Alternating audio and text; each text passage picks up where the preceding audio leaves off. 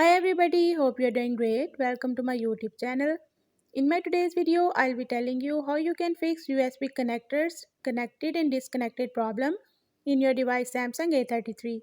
So if you want to fix this problem, you have to follow a few steps which I'll be sharing with you in my today's video.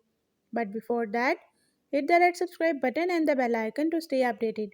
Now watch this video and you will learn how you can fix USB connectors connected disconnected problem in Samsung A33.